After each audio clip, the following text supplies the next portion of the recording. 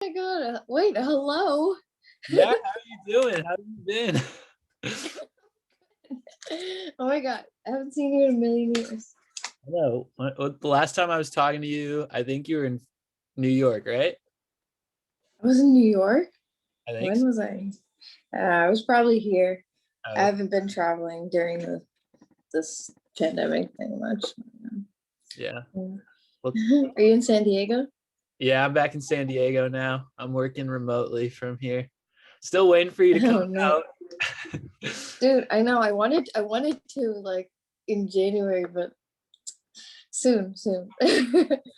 Looks like you got a lot going on in your room back there. I'm liking it.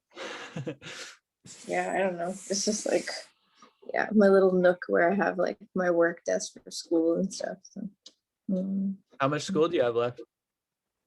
I have till June. So Okay, yeah, very nice. It's, hanging in there. yeah, is it Yeah. all virtual? Yeah. Yeah, yeah, man. Looks like I saw on your Instagram though. It looks like you're doing a bunch of painting right now. Yeah. I got like a studio, so I've been working like with like a few of my friends at the studio, which is nice. Yeah. Nice, nice. It's Yeah. probably like a good COVID activity right now. Yeah, I actually don't have that much time at all. Like I wish I could be doing more art, but yeah. Taking 20 credits and gonna be taking 20 credits next term too. So it's just Holy like a lot crap! of work. Yeah. Yeah, that's pretty crazy. I love the meme you had on your Instagram with like Will Ferrell yelling, "Who wants to buy a painting?" Oh my God. Dude, same. I mean, that is me, basically. Yeah, I mean, it looks like you're putting out a bunch of artwork. Like, Yeah. yeah, hmm yeah, yeah, I mean, well, I don't really know what you're gonna ask me in this thing, but I guess I can go into it more. yeah. No, I kind of want to know what you've been working on recently, because I know I saw you working on stuff in Senegal, but it seems like you've been putting out work like faster, and wow, I like it. hmm Yeah. Cool. But what was like your last piece you did?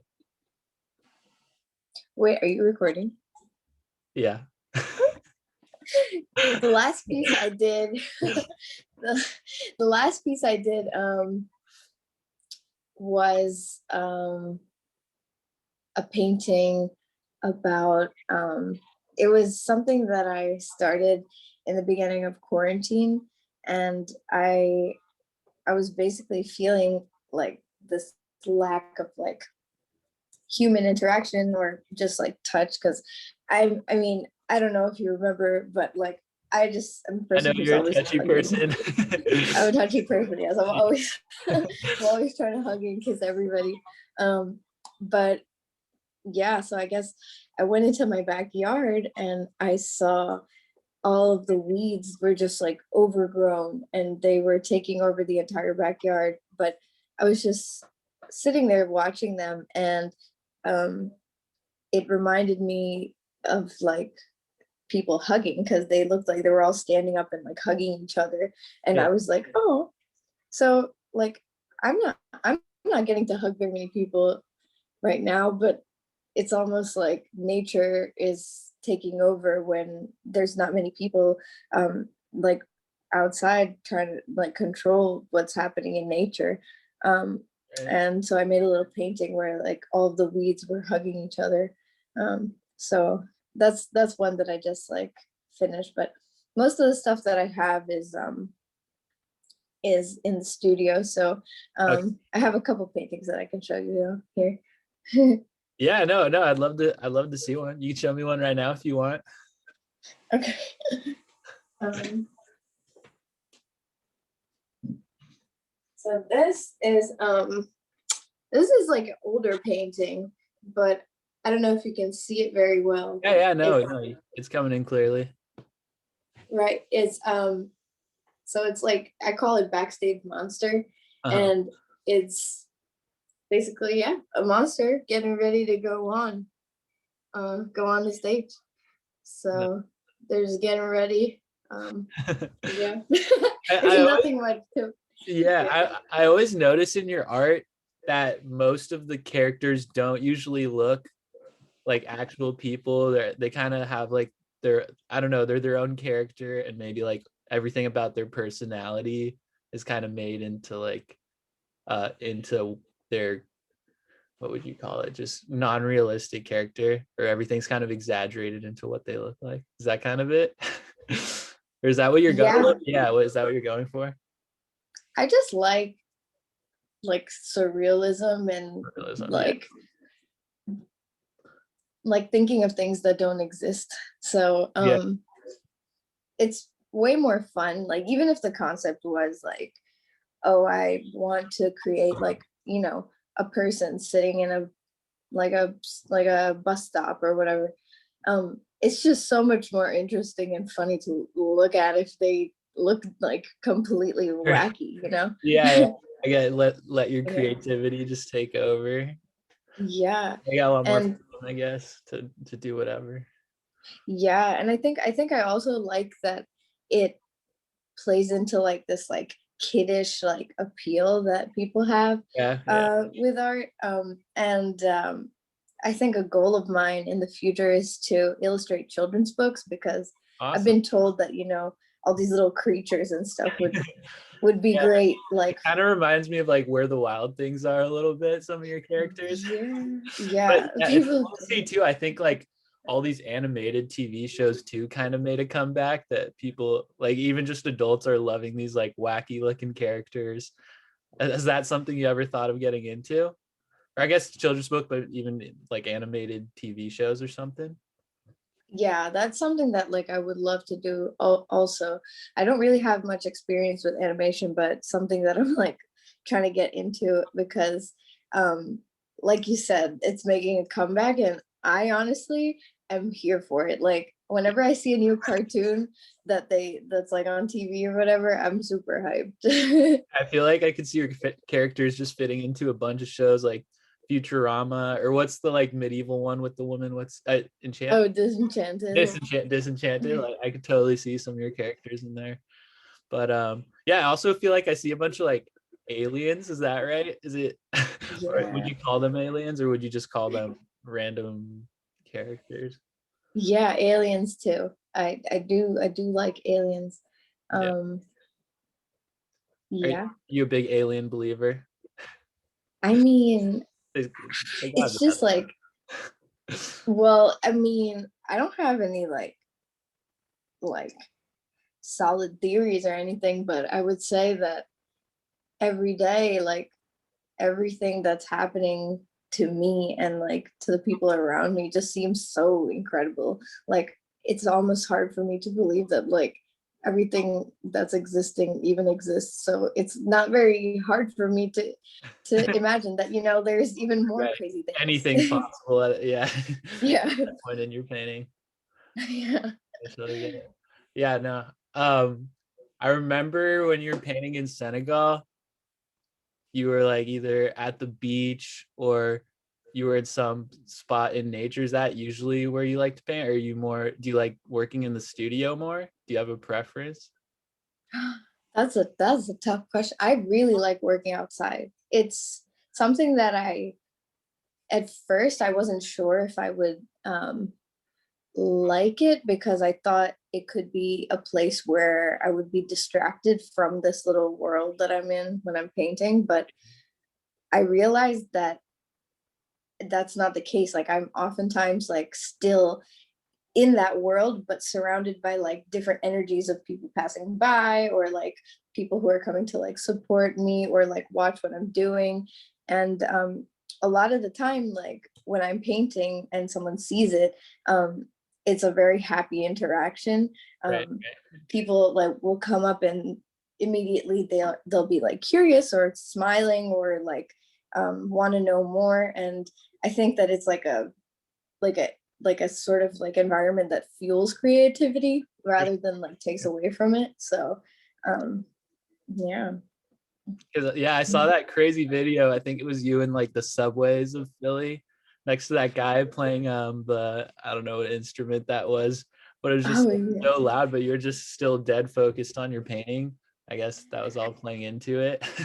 Yeah, so that's actually like the moment where I realized that, because I was in New York and like I met one of these street musicians, and he said, "Come paint with me like while I perform in the subway." And I was like, "Okay." And then he said, "Meet me at Times Square station like at this time." And it was like rush hour, and I was like hauling all of my like canvas and paints and stuff, and I was really like scared because I thought like, how am I supposed to paint when there's like at least like 10,000 people rushing around within this hour? Like, but Right. it was honestly the most magical experience ever, because I just had so many incredible interactions with people, and like because of that, those like intense vibrations of just so many people around you, I think it like yeah, it's like a feedback, and it was great. Yeah.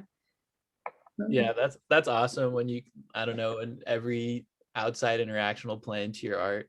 Um, do you, when you paint too, do you usually like to do it sober, or do you like like to be a little high, or like just drinking a little bit? What's your go-to? I'll do anything, honestly. I do like being kind of buzzed when I'm painting. I think that in a social environment, it's kind of nice when Yeah. you're painting with friends and stuff. Um, and even by myself, I do like to have a little beer, seltzer, or something, and yeah, and I'll smoke or whatever. Um, yeah, I do think that sometimes it helps like put me in the zone, Right. but with or without, I'm like still very happy to be painting. So yeah. Yeah, well, that's awesome that you get to kind of do what you love. Almost how much do you think you would paint a day? You on like a usual day, how much do you think? If it were up to me, I would be painting every day. Right. But Just right now I still a have, student. Yeah. yeah, Yeah. so I'm taking a lot of classes, so I don't really have that much time. But like for instance, when I was in Senegal, I was still taking classes, but I wouldn't say I was the best student. I wasn't really like doing my homework or anything. So I would spend a lot of time painting. And I think that even though I have this like work, school, and like art life balance that I have to like achieve right now, um, I'm trying to separate my art from everything else that I'm doing. So even if I have like, things due for school, or like things I have to do for work or whatever, I'll still keep aside at least like a few hours a week to like go to the studio and paint. Yeah. Nice. That's what was great about Senegal, is that you didn't really have to do your homework.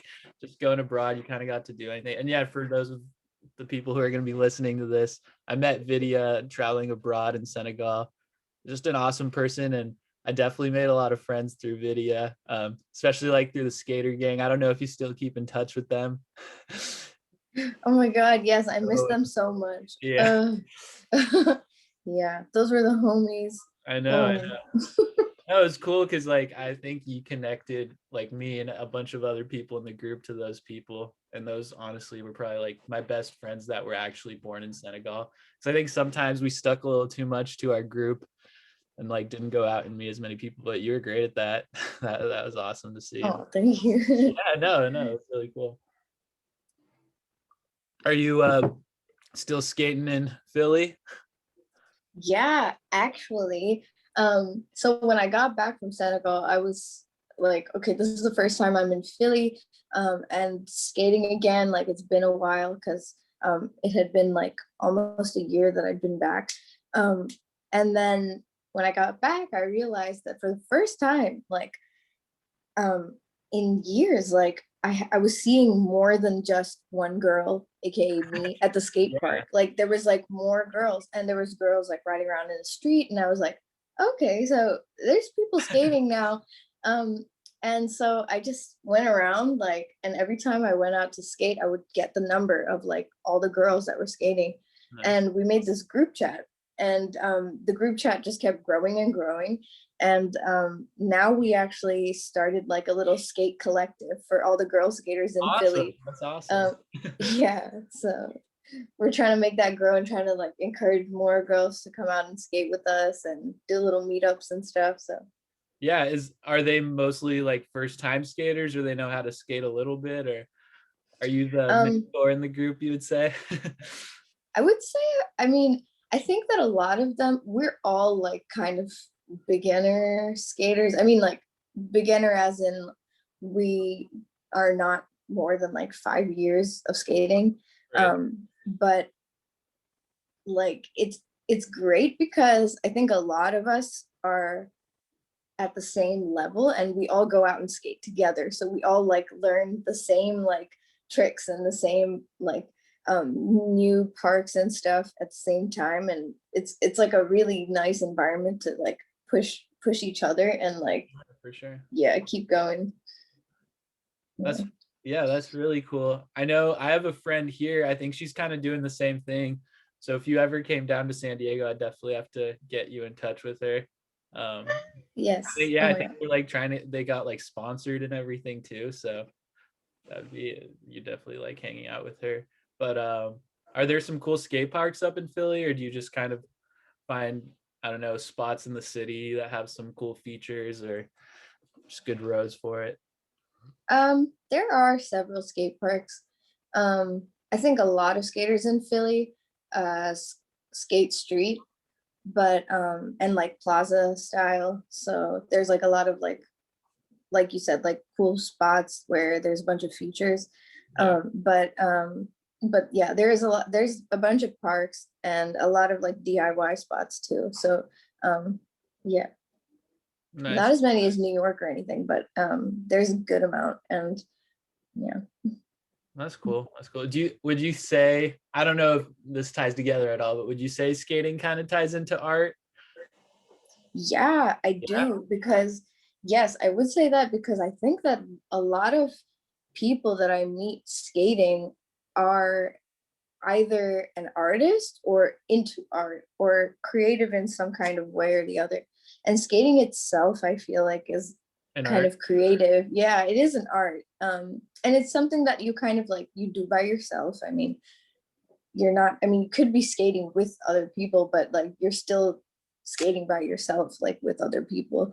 And like you're constantly thinking of like ways that you can just have fun with it and like um creative lines that you can do and like what like if you see like a random like feature in the street, like how are we going to skate it, like what are we going to do about that? Yeah. So I think there's a lot of yeah, there's art, there's definitely art in skateboarding. And I think skateboarding culture too like involves a lot of art. So you have like people who do graph and then like people who make skate like decks, people who like have skate brands or like make skate gear.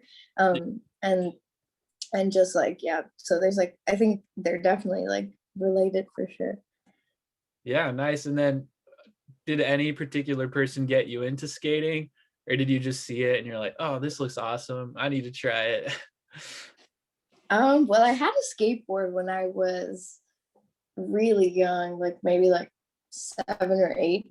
And it was just a Walmart deck, and I Okay. would just go down like hills with my brother. but but then I completely when I moved to India, I didn't see really anybody skateboarding, so I wasn't doing that at all. But when I came here for college, I in my friend group, like one of my best friends and my ex, like he was a skateboarder, and I was just like, yo, like just show me how to do that. Yeah. And then I got and then one of my other friends gave me his old deck, and then I was like, okay, I'm set, I guess. And then I started like working on it from there. And I think that it honestly opened up like a whole new world for me to make friends, like you said, like in Senegal. Like anywhere that I go now, I immediately look for like where are the skaters, Right, because it's a whole community. Yeah. it's a whole community, and you know, you almost like know that you're gonna get along, like because you like I feel like skaters anywhere are just kind of like on the same wavelength. you know. Yeah, no, I would agree with that. I tried to get in, but that's still something I got to work on. But yeah, I guess I know you lived in India, but I don't remember how long. Were you born there, and then did you live there for most of your life? No, so I was born here in PA, Okay, and I lived here until I was 9, gotcha. and then I moved to and then I moved to India um, when I was 9, and I lived there up until I came for college. So yeah, so good like Well, 11 years. yeah, yeah. So are your parents living there right now? Yeah. How are things in India? I guess COVID wise, or I mean, that's really what's going on right now. Yeah, COVID's going on, but what's like even more like of an important issue that's happening, I mean, is the farmers protests that are going on. And they're like the biggest protests that are happening in the world, and they're not really getting any media coverage whatsoever in the West Yeah, or because I hadn't by heard about it at all. Like, could you mind just telling me a bit more about that? yeah, so the government is passing like these bills that put farmers at a really big disadvantage, and literally like thousands and thousands, like hundreds of thousands of farmers are protesting um in the north, and there's been like a lot of injustices in covering this issue and in like suppressing this issue as well, because a lot of the media is like controlled by the government. So Right. there's a lot of like misinformation or like information that's being like deleted or suppressed from being like put in the into the onto the internet.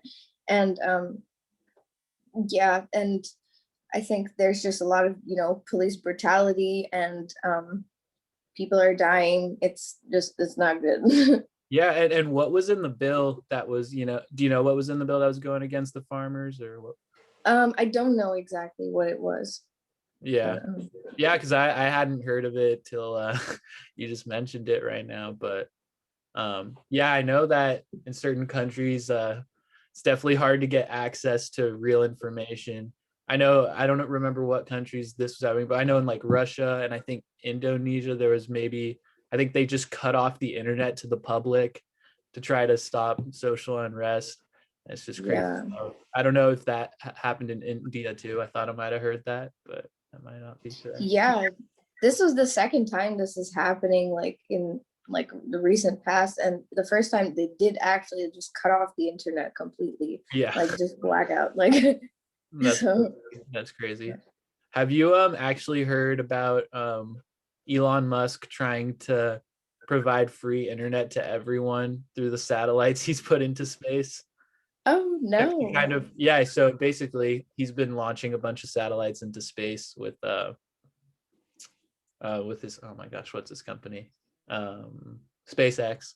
Nice. And yeah, SpaceX, and he wants to provide internet to everyone for free, so stuff like this doesn't happen in countries and everyone has. And plus, because why should people have to pay for internet, um, especially like nowadays where everyone's working virtually, and that just All means right. lower income families aren't going to have access to internet when they really need it. But yeah, yeah, that's a tough situation in India. And then like COVID wise, are they doing all right? Because I haven't really heard much in the news about that either. Yeah, I think they're doing all right. I think the last that I checked, what they had like, you know, population wise, they had like a large number of cases, but I think the deaths to cases ratio was like very low. Yeah, Um, yeah. I was wondering too. I listen to Joe Rogan a little too much, especially with the job I have. I can listen to a lot of podcasts, and he had like a dietitian on, and the dietitian was talking about how maybe the diet in India kind of contributed to more people like not suffering as much from COVID. I don't know if you know anything about that. I mean, well, I think a lot of the things that people were prescribing as natural remedies, like Yeah. consuming like turmeric and ginger and like all these like spices and stuff are like found in everyday like cuisine. So I mean, maybe it's that, Yeah. I don't know. We also tend to eat like a lot in India, so I don't know if that has to do with it. It's large quantity. Yeah, yeah. Okay, Yeah. yeah. No, I definitely want to look into that a bit more because that'd be interesting if that actually is affecting people. But how your parents live down there, right? Hmm. Yeah, how are they doing? They're doing good. Yeah, I miss them. It's been like a while since I've seen them, so. right, right. I'm sure. Mhm. When was the last time you were there? uh like 2.5 years ago. Oh wow. Mhm. Yeah. Wow. And then when you were growing up there, did you go to an like I think you mentioned you went to like an American school down there. Yeah, so it's not American, it's an international school. Okay. And so yeah, they have they the education is based off of like curriculums from like different places. So for one part of my education, I was like in the Indian school board, and then in the next part I was in like the British IG school board, and then after that I was like in the IB school board, so that's like the Swiss thing. Right. So yeah, just a bunch. Yeah, and did you like it down there? I'm sure that was different than probably most of your Indian friends that were in public school. Oh, like the education Yeah, experience. just the education. Yeah. Yeah, so there it's very hard to get like a good public school like education. Right. Most like I would say that to get like the equivalent of like a good American high school education, like you would have to go to an international school or something that's like private. Um, and yeah, like the government schools are pretty underfunded, and they're generally the standard of education is like very low. Um, I know like I used to volunteer at government schools to teach like art and like Oh, wow. math and English and stuff to like very little kids. Yeah. So they kind of like in a lot of times are in a situation where they can like use all the help that they can get. Um, so yeah. Oh, wow. So was your neighborhood kind of more of a wealthier area, and then when you did this volunteering, you would go somewhere else, or In India, it's like very hard to make a distinction between wealthy and not wealthy, because you could be anywhere in the city and you could just see the juxtaposition of a skyscraper and like tents. oh, so it's just like right next to each other sometimes. Yeah, like Oh, literally right next to each other. So it's hard to say like wealthy area and poor area, because there's always like a mixture of the two, I would say.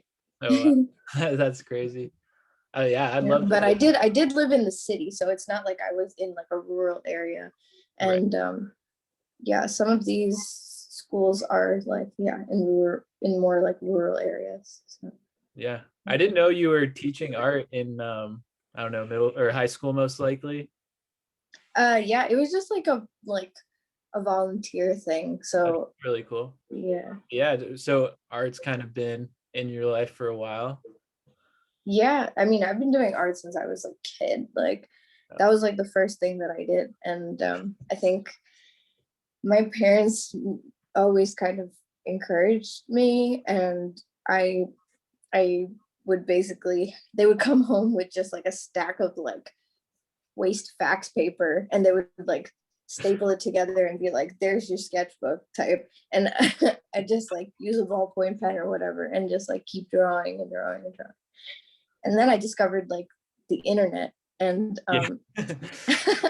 and then when I was really young, when I was like 7 or 8 or something, I was on a bunch of like forums on Neopets and stuff. But there was a bunch of older people on these forums who would like be graphic designing on these guilds and like doing coding and like CSS and HTML and stuff. And so like I was very interested, and I was kind of precocious, and I was like, okay, I'm gonna learn this. Um, so I started like doing like basic HTML and CSS and like learning how to work on Photoshop and stuff. And I was getting good at it too. And I would like make little graphics for these guilds and things. But then like right after that, like the next year, I moved to India, and it was like going in a time machine back like maybe like 5 or 6 years, because Right. I was at my grandma's house. It was like dial up. I was like, how do I call my friends? How do I can't the internet, like Neopets took like 1 hour to like load the front page. I was like, okay, I can't do this.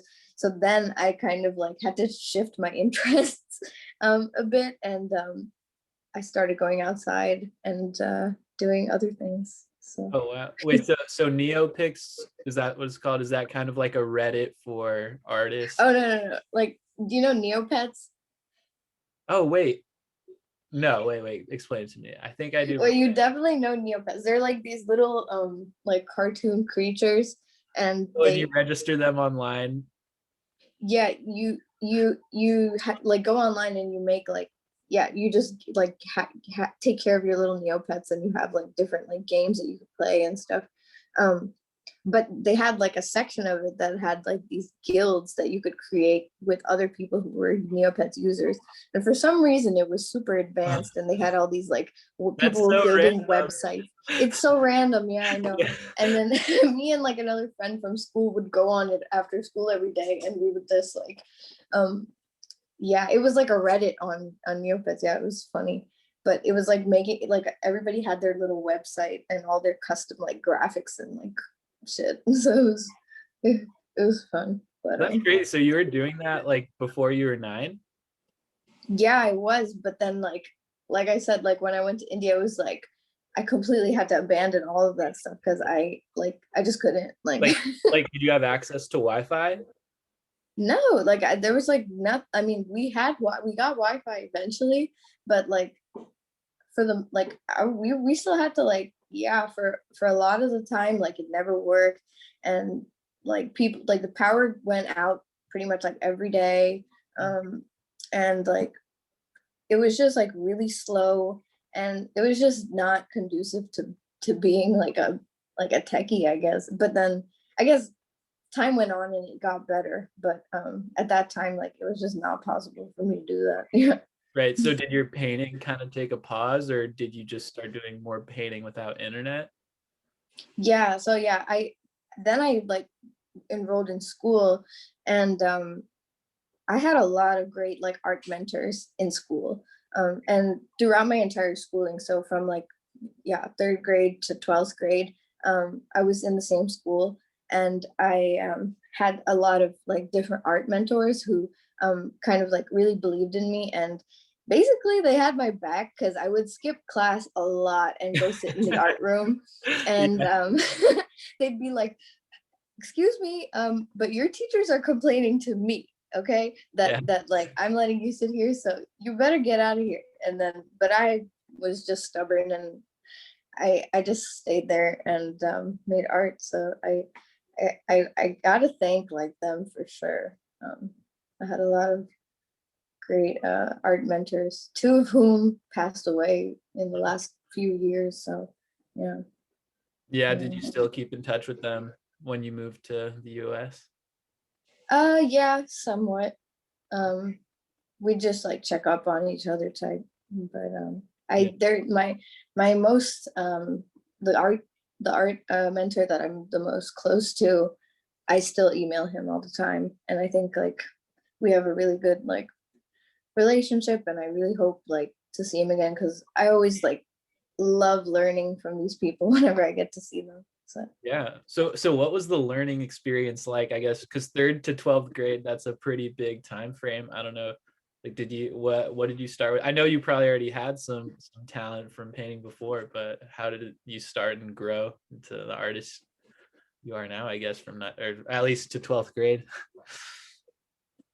well, the school was in such a way that I joined when it was really small. So there was maybe just like max like 75 people in the entire school from like kindergarten to 12th grade.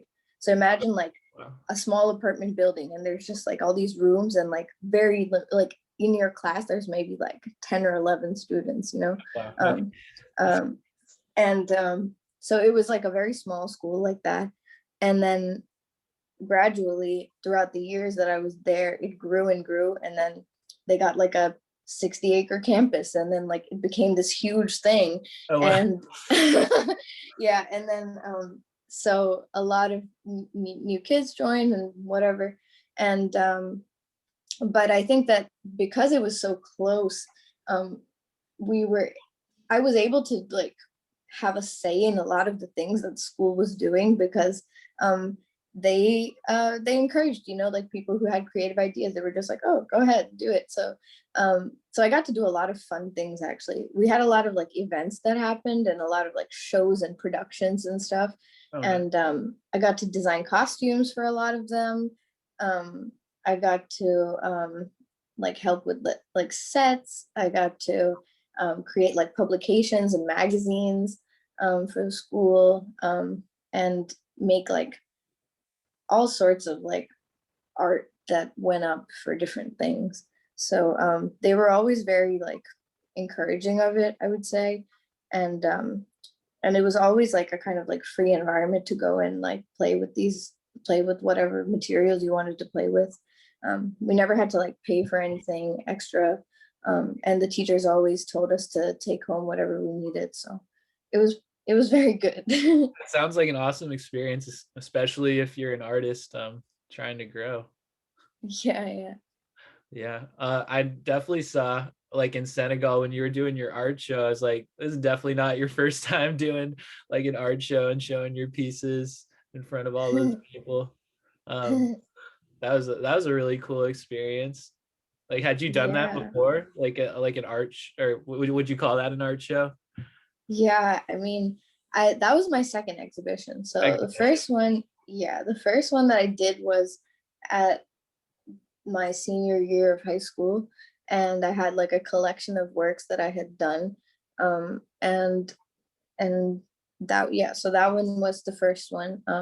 But I think both of them were kind of like informal. I um didn't have to present my works to very many people in the first one. So when Professor Sen put me on the spot and said, "Go ahead and explain all of your works," and in French, I was Yeah. like, Hey, you killed it up there. You killed it up there.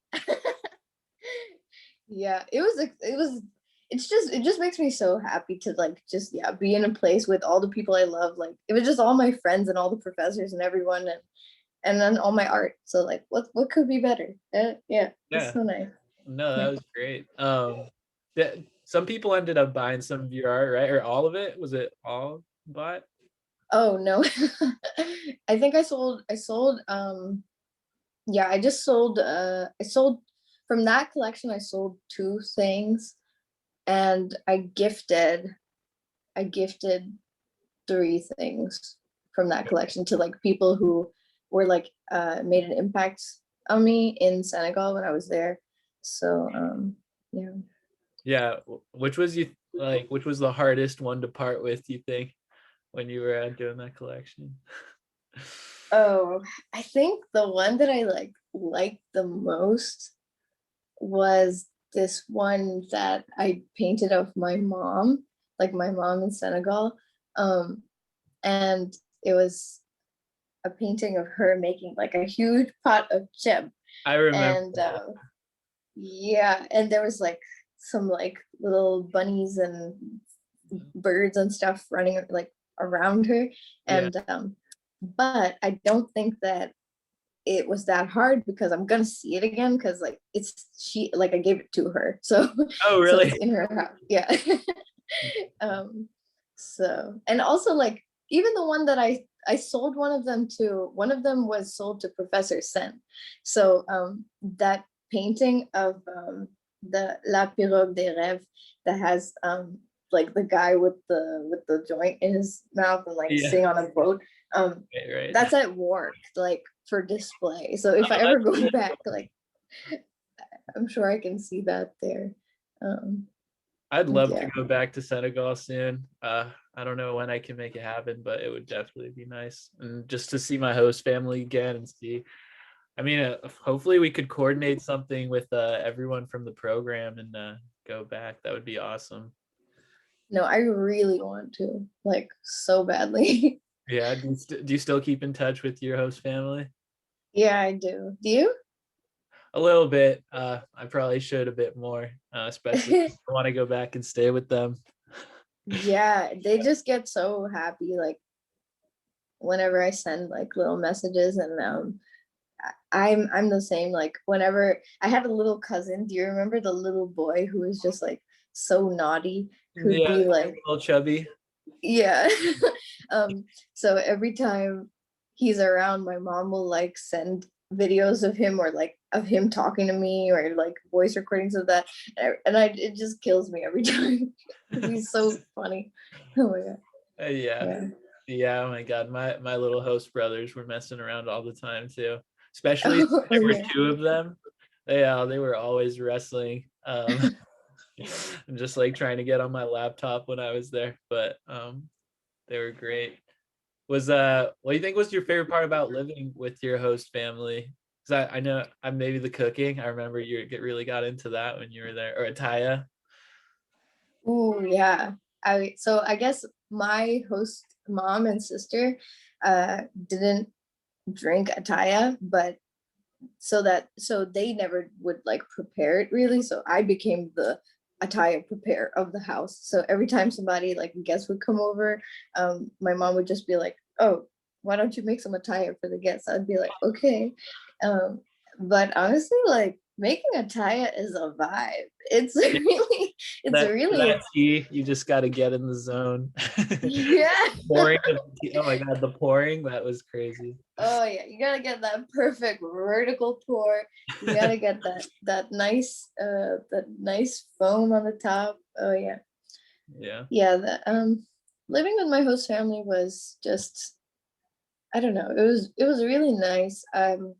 I was lucky because I didn't have that many people in my house. Like, it was just my mom and my sister, which I kind of preferred, because I think like more people than that would have made me feel a bit chaotic. But Right. uh, I think it was good vibes. Yeah.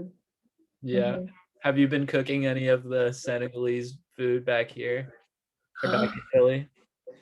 No, Oh, because oh my god, even to make chebujan, like you need specific things, and I never like know where to get them. But actually, there is a Senegalese market, and now that you're saying this, oh I wow. might actually try Yeah, you and should go. go.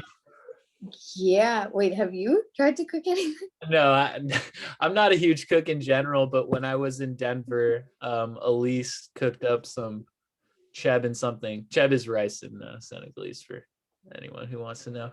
But I forgot. Yeah, we did a Thai at my house one day too. Oh, that's so nice. Yeah, I have a tie, and every time my mom from Senegal will send me like a message, she'll always be like, "Did you finish all the attire? Like, let me know when somebody's coming to Senegal. I'm sending more attire." Oh, that's so nice. Yeah, Yeah. no, I really miss them though, and I really liked our program. It was great.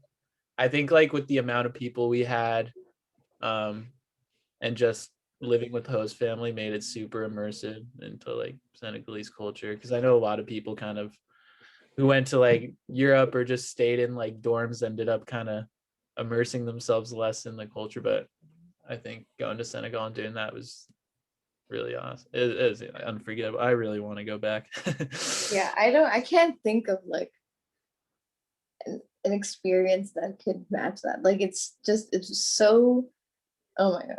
Yeah, Yeah. and it just yeah, like it's cool to see a new culture and everything, and it also I think just makes you appreciate what you have at home too. Like it definitely got me to be more motivated. I'm like, yeah, I have these privileges. I have Wi-Fi all the time. Like I need to just take advantage of what I have. And yeah, it was also like humbling to just do something like that. I don't know if you had the same impression, but that's Yeah, I mean, it was definitely like a new culture to absorb, but when I like got out of the airport in Senegal and we were driving to the city, it was like so uncanny, like looking out the window, because everything looked so similar to how it looks in India, like from where I'm Okay, from. right. So I was like, whoa, how can I be so far away from like this other culture, but like there's so many parallels. So Yeah, I I was didn't think actually of like, that for you. That it must have been very similar. yeah, I mean, it wasn't completely similar, but it was just so strange to see some like being like a completely new culture, but have like all of these like very parallel things, because I don't often like feel that way about like America, like the culture in the Of US course. and in India, because it's not that, there are some things about it that are similar, like capitalism, but Okay. I, other than that, like, yeah. So what So things were like I guess parallel in Senegal and India?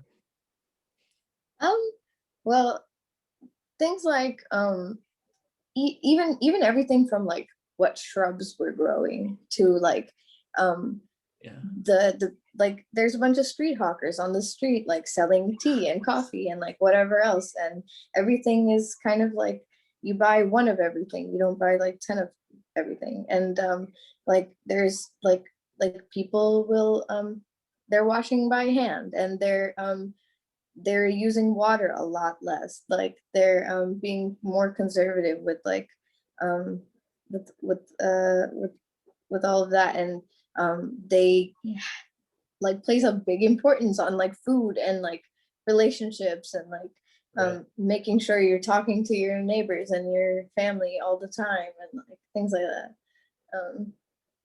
Yeah. No, yeah, I also it was crazy for me because I sometimes I can be a bit of an impatient person, and just like the way they treat time there was definitely something Oh, for me to get true. used to. I don't know. I think one of the guys I was talking to says like in the US, like uh time kills us, and then in like Senegal we kill time. Um, That's um funny. but yeah, that was something I had to get used to, but I think it really helped me out here. Just sometimes like just go, go, go. But Yeah, but I think that like, I mean, I've heard that on the West Coast and in like on yeah, the coast, right, it's right. pretty chill. Like, would you compare that at all, like to how it is in Senegal, or not even close? Uh it's I just think the US in general, but I know the West Coast is definitely more chill than the East Coast. Like probably the East Coast and Senegal are polar opposites, and maybe the West Coast is a little more in the middle, but it was still something that I had to get used to. Is it pretty up tempo in Philly? Would you say? Yeah, I mean, people are always trying to get it, trying to Yeah, get theirs, you right. know. So Get their money. Yeah. Um. So you graduate in June. What was your major again? I'm majoring in entrepreneurship, and I have a minor in French and graphic design. Nice. So, I'm sure entrepreneurship is kind of a good major to mix with art. Have you has that been good for you? yeah, With yeah. yeah. I mean, it's like honestly, like taking entrepreneurship as a major itself is almost like taking a risk in a startup, because it's so new, and it's kind of trendy now, and it's like a buzzword, and everybody's trying to be an entrepreneur and this Right. and that.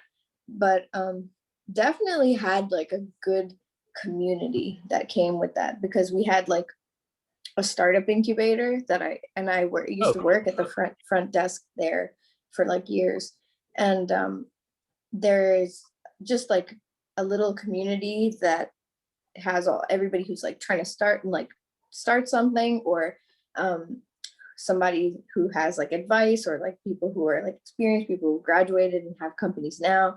So I think that having access to that community and like those mentors and stuff was like really helpful. But I wouldn't say that the major itself um, is like super attractive. I'm not sure who's gonna read my resume and look at entrepreneurship and know what that means at all, you know? But yeah, maybe for your skill set though, I don't know, maybe you learn how to like market yourself better, or if you wanted to start a business and something involving art, that could maybe you acquired skills that could help you with that. Right. I mean, like, I think the ultimate goal is to work for myself. So I Yeah. think in that way, it would definitely benefit me. All right. Um, mhm. Are you doing, I guess, are you selling your paintings right now, or do you have any side hustles you're doing? Um, yeah, I am selling some stuff, but well, actually, okay. So 2020 was the first year that I started selling my works, and I I'm actually very proud of myself because I would say that it was pretty successful for the amount of like effort I put into it, and I was happy to see that, you know, people like looking at my art, you know, as Yeah. simple as that. um, so that made me happy, and I think I'm looking for new like ideas about what to do after I graduate. I definitely want to come out with some like small comics or like a series of paintings or like a series of works that I can like yeah put out there and start making money off of. Unfortunately, and this is a conversation I was having this morning with somebody, but Yeah. it's now more than ever that like art is commodified and like Right. it's just like a commercial commodity, and it's very hard to do art for art's sake unless you have like a lot of money and have like all these securities that you don't have to worry about. So um honestly, I for a long time was very scared of mixing my passion, which is art, with like work and Right. making money and like, Yeah. Yeah. but at this point, like I honestly can't see myself separating from art. So whatever I do, there's got to be something creative Yeah, involved with it. you gotta do what you love, and you obviously love art. I personally, I would love to see like your characters in some sort of little like TV show. I don't know. I Oh could my God, that would be so exciting. you Yes. should, yeah, I don't know. You should look into that, because yeah, I would love seeing that. Just coming up with your own characters. I'm sure you got backstories behind all your characters in your paintings. And I see Oh, like, on yes. some of your posts that you have like some little animations in them. Um, Yeah. I don't know if anyone in your entrepreneurship class is into that, making little movies or something, but Yeah. I would love to see something like that. Yeah. I'm on it. You're I'm on it. gonna get there. All right, awesome. Yeah, and I think like once COVID is kind of over and people start going back to normal life, I'm sure art is gonna come back as something more people feel they can spend their money on. Um, I, hmm Yeah, I've heard from multiple sources that the 20s is gonna be a kind of renaissance in a way, and there's gonna be a lot of like cultural like turnover, and so I'm hoping that like that means that artists will get paid. yeah, But I think so. I think so. We're gonna have like another was Roaring Twenties. Is that what they called it? yeah. Yeah, yeah, that would be awesome, man. Well, I think this went pretty well. I was really nice talking to you. Do you want to like shout out your art or shout out anyone for this podcast? The podcast. Yeah, I'll definitely include like a link to like your art page or whatever, your Instagram. Sure. I mean, I guess I could just like leave with a message. Yeah, Um, for sure. um, um, I hope that if anyone who's listening to this is feeling um, like a sense of sadness or loss or are losing hope in any way, that that they can find something that they can keep close to their heart that brings them joy and that makes them look forward to every new day. Yes. That's awesome. I love it. I love it. All right. Well, thanks for coming on, Vidya. We gotta Thank try you to do for this again holding. sometime. Yes.